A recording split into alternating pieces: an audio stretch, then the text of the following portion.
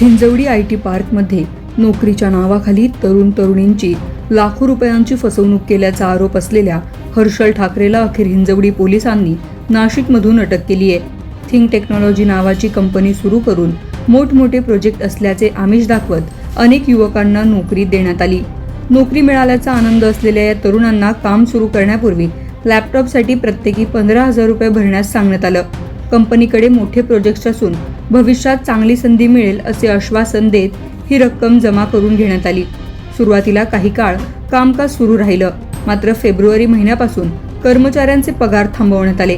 पगाराबाबत विचारणा केल्यावर विविध कारणे सांगून वेळ मारून नेली जात होती. अखेर एक दिवस कंपनीचे कार्यालयच बंद आढळले आणि कंपनीचा प्रमुख हर्षल ठाकरे फरार झाला होता. फसवणूक झाल्याचं लक्षात येताच पीडित तरुणींनी हिंजवडी पोलिसांकडे धाव घेतली. त्यानंतर पोलिसांनी गुन्हा दाखल करून तपास सुरू केला.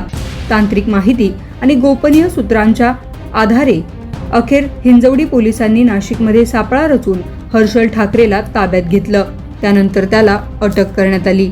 सौरव राजन नायर म्हणून 25 इयर्सचा IT फ्रेशर्स आहे. त्याने आमच्याकडे कंप्लेंट दिली होती की थिंक टँक नावाची जी कंपनी आहे त्याचे ओनर आहेत हर्षल भानुदास ठाकरे यांनी जी थिंक टँक कंपनी चालवत होते गेरा कॉम्प्लेक्स विप्रो सर्कलला, तर त्या ठिकाणी त्यांनी अचानक कंपनी बंद केलेली आहे आणि त्यांचा 2 ते 3 महिन्याचा जो स्टायफंड दिला जात होता तो स्टायफंड त्यांना बंद झालेला आहे. आणि लॅपटॉप डिपॉझिट म्हणून त्यांनी स्वीकारले होते 15,000 रुपये पर हेड. बऱ्याच जणांचं लॅपटॉप डिपॉझिट स्वीकारलं, त्यांना लॅपटॉप पण दिले नाहीत आणि डिपॉझिट परतही दिलं नाही आणि त्यासोबत त्यांचा स्टायफंड म्हणजे पगार त्यांना दिलेला नाही अशी कंप्लेंट प्राप्त होती. त्या कंप्लेंटच्या याच्यानुसार 25 ते 30 लोकांना इतर आम्हाला अप्रोच झाले. त्याप्रमाणे आम्ही त्यांचे एकूण ऑफिस रजिस्टर केलेलं आहे आणि त्याच्यामध्ये जो मुख्य आरोपी हर्षल भानुदास ठाकरे याला काल नाशिक येथून अरेस्ट करण्यात आलेला आहे.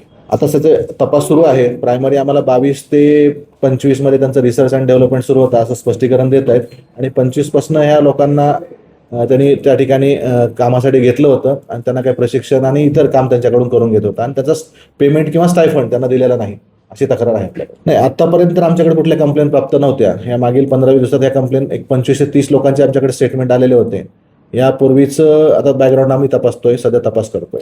सध्या प्रायमरी इन्क्वायरी सुरू आहे आमची. तर प्रायमरी इन्क्वायरीमध्ये त्याच्याकडे कुठलाही असा काही मोठा प्रोजेक्ट नाही की तो 100-200 मुलांना रोजगार देऊ शकतो. असा कुठलाही प्रोजेक्ट किंवा त्याच्याकडे कुठलाही असं सॉफ्टवेअर डेव्हलप केलेलं आहे, मार्केटमध्ये सेल केलेलं आहे, त्यातून उत्पन्नाचा सोर्स आहे असं काही दिसून येत नाहीये. तर त्याचा सविस्तर तपास आम्ही करत आहे. आरोपी तसा IT इंजिनियर्स आहे, उच्च शिक्षित आहे. IT क्षेत्रात नोकरीच्या आशेने आलेल्या अनेक युवकांच्या स्वप्नांवर या प्रकारामुळे पाणी फेरलं आहे. आता आरोपीकडूनच आणखीन कोणते धागेदोरे समोर येतात आणि फसवणुकीची नेमकी रक्कम किती आहे याकडे सर्वांचं लक्ष लागलंय.